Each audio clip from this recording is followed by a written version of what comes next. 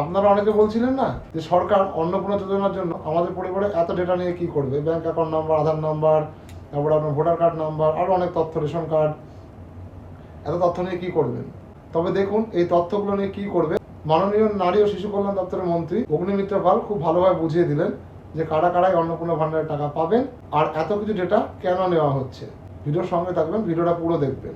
আর যদি income tax file থাকে তাহলে সে নিশ্চয়ই পাবেন না।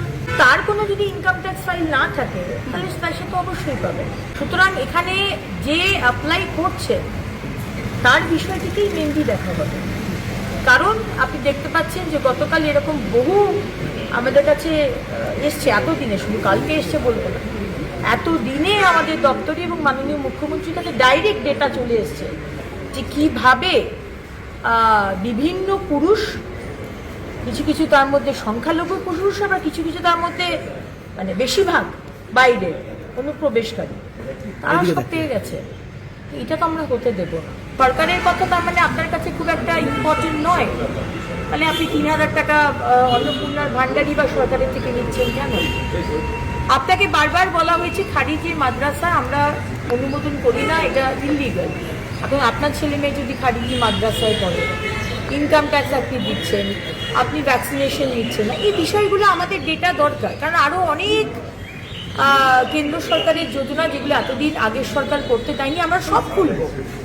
সুতরাং ডেটাগুলো আসুক এবং মাননীয় মুখ্যমন্ত্রী বলেছেন 3 জুন আমরা শুরু করব, টাকাটা ডাইরেক্ট ডিবিটির মাধ্যমে আপনাদের কাছে পৌঁছে যাবে এবং নবান্ন থেকে সেদিনকে আমরা অফিসিয়ালি 5-6 জন মহিলাকে আমরা হাতে দেব। এখন আপাতত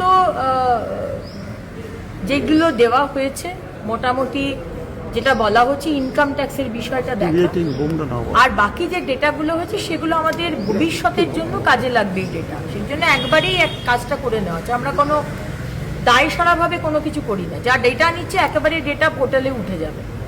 আপনি যদি মনে করেন যে আপনি অসত্য কথা বলবেন, আপনার 4 চাকা গাড়ি আছে কিন্তু আপনি বললেন আপনার গাড়ি নেই, এটা কিন্তু ভেরিফিকেশন হবে। সুতরাং আমি সবাইকে বলবো আমার মা বোনেদের অসত্য কথা লিখবেন না। তাতে কি হবে, আরও বেশি ব্ল্যাক স্পট হয়ে যাবে যে আপনি অসত্য কথা বলেছেন, কারণ এই ডেটার ওপরে কিন্তু ভেরিফিকেশন হবে।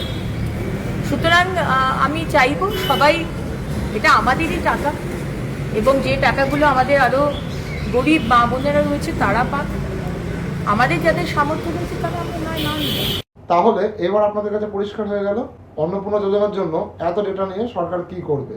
আপনাদের বলে দিই, এটা ভালো কাজই করছে, খারাপ কাজ করছে না। আশা করি এরপরে আপনাদের একটু চিন্তাধারা বদলালেও বদলাতে পারে।